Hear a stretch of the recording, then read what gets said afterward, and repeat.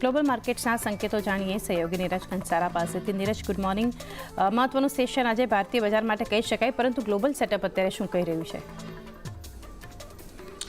જી good morning. અને આજના દિવસે જુઓ થોડાક મ્યુટેડ સંકેતો મળી રહ્યા છે। ખાસ કરીને ગઈકાલે અમેરિકાના બજારોની એક વખત વાત કરી લઈએ તો ત્યાં આગળ આપણને ઘટાડો આવતો જોવા મળ્યો હતો। આપણે જોયું છે કે સતત આ અઠવાડિયે આપણને અમેરિકાના બજારોની અંદર તેજી આવતી જોવા મળી છે। સતત S&P 500ની અંદર એક નવા શિખર બનતા દેખાયા છે। નાસ્ડેકમાં પણ એક ગઈકાલે આપણે સારી તેજી જોઈ હતી અને ડાવો જોન્સ પણ જ્યારે ગઈકાલે આપણે ગ્લોબલ ચેકની વાત કરી હતી ત્યારે 45,000ની ઉપર બંધ થયો હતો।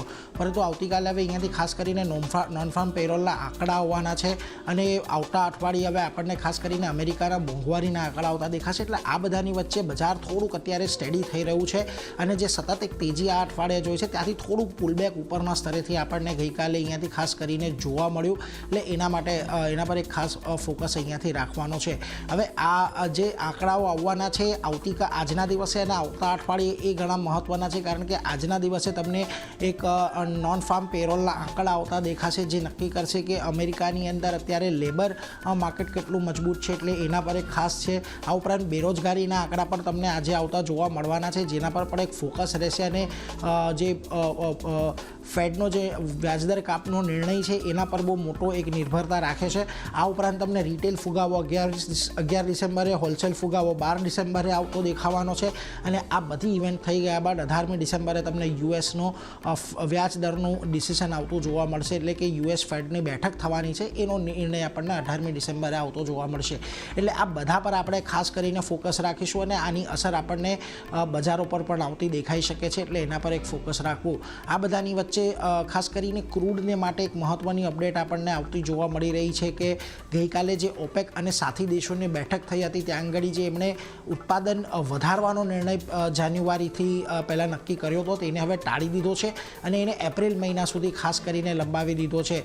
ખાસ કરીને 3 મહિના માટેનું જે એક્સટેન્શન લેવામાં આવ્યું છે એમાં થોડું ક્રૂડનું બજાર છે અત્યારે થોડુંક ઓવર સપ્લાયવાળું છે, ઓછા સપ્લાયવાળું થાય એવી એક અપેક્ષા છે। 1.8 મિલિયન બેરલ પ્રતિ દિવસથી ખાસ કરીને અહીંયાથી એક વાત કરવામાં આવી હતી, પરંતુ અત્યારે એ થોડુંક અત્યારે સ્થગિત થતું દેખાઈ રહ્યું છે। કેમ, આના કારણો શું છે?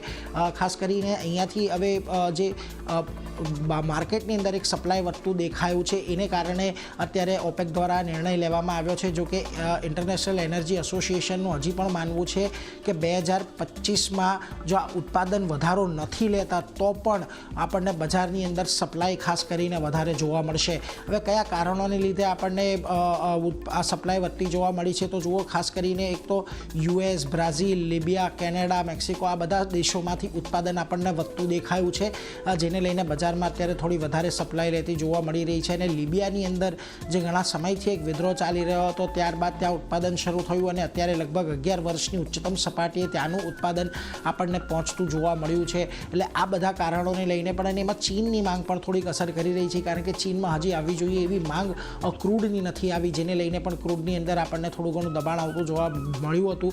પરંતુ ઓવરઓલ આ ઓપેકના નિર્ણયથી એટલું તો ખાસ છે કે અત્યારે આપણને કોઈપણ પ્રકારનો ઉત્પાદન કાપ જોવા નહીં મળે, એટલે ક્રૂડ બહુ મોટો ઘટાડો નહીં આવે, પરંતુ જેમ આપણે છેલ્લા ઘણા સમયથી જોઈ રહ્યા છીએ કે મોટા તેજીની પણ અપેક્ષા અહીંયા નથી બનતી દેખાઈ રહી।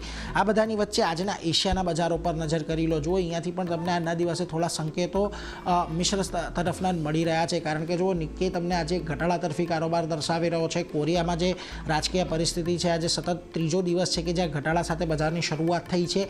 તાઇવાનમાં પણ પોઝિટિવિટી છે, પરંતુ એટલી કોઈ બહુ મોટી પોઝિટિવિટી નથી। આ ઉપરાંત તમને શાંઘાઈ, હેંગસેંગ અને સિંગાપોરના બજારોમાં પણ જુઓ, શાંઘાઈમાં પણ જે વધારો છે એ થોડોક મર્યાદિત છે, સિંગાપોર ચોક્કસથી દબાણમાં છે, હેંગસેંગમાં 1% મજબૂતી અહીંયાથી ખાસ કરીને ધ્યાને રાખવાની છે। હવે ગઈકાલનું આપણું ક્લોઝિંગ હતું ઘણું મહત્ત્વનું હતું, 24,500 પાર આપણને એક મહત્ત્વનું ક્લોઝિંગ આવતું જોવા મળ્યું। 24,800 સુધી નિફ્ટી કેશ લેવલની અંદર પહોંચતું જોવા મળ્યું હતું। ફ્યુચર્સમાં ગઈકાલે 24,764 પર બંધ થયા છે, અત્યારે 784ના સંકેતો આપી રહ્યું છે, એટલે 20 પોઈન્ટના એક તેજી સાથેના સંકેતો છે, પરંતુ ઘણો મહત્ત્વનું રહેશે આજની ખાસ કરીને ક્રેડિટ પોલિસી છે। બજાર જે બધી અપેક્ષા રાખીને બેઠું છે, જો એ અપેક્ષા પૂર્ણ નહીં થાય તો કદાચ અહીંયા આજના દિવસે આપણને ઘટાડો જોવા મળી શકે છે। ચાર્ટમાં જી।